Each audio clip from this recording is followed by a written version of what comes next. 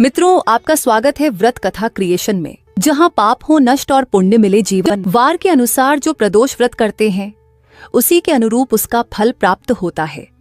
प्रदोष अथवा त्रयोदशी का व्रत मनुष्य को संतोषी एवं सुखी बनाता है। बुध त्रयोदशी प्रदोष व्रत करने से सर्व कामनाएं पूर्ण होती हैं। इस व्रत में हरी वस्तुओं का प्रयोग करना चाहिए।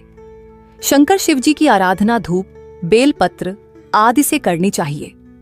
बुध प्रदोष व्रत की कथा के अनुसार एक पुरुष का नया विवाह हुआ। विवाह के 2 दिनों बाद उसकी पत्नी मायके चली गई।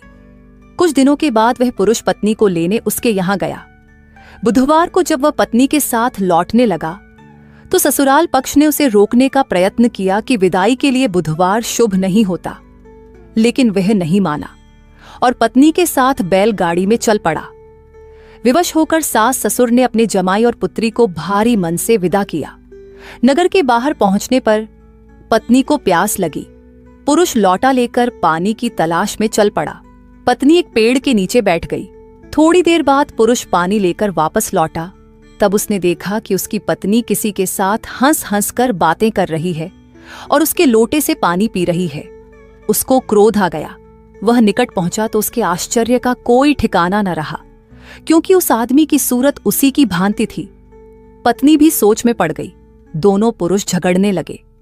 धीरे धीरे वहां कॉफी भीड़ एकत्रित हो गई और सिपाही भी आ गए। हमशक्ल आदमियों को देख वे भी आश्चर्य में पड़ गए। उन्होंने स्त्री से पूछा, उसका पति कौन है? वह किंकर्तव्य विमूढ़ हो गई। तब वह पुरुष शंकर भगवान से प्रार्थना करने लगा, हे भगवान, हमारी रक्षा करे। मुझसे बड़ी भूल हुई कि मैंने सास ससुर की बात नहीं मानी और बुधवार को पत्नी को विदा करा लिया। मैं भविष्य में ऐसा कदापि नहीं करूंगा। उन्होंने स्त्री से पूछा, उसका पति कौन है? वह किंकर्तव्य विमूढ़ हो गई। तब वह पुरुष शंकर भगवान से प्रार्थना करने लगा, हे भगवान, हमारी रक्षा करे।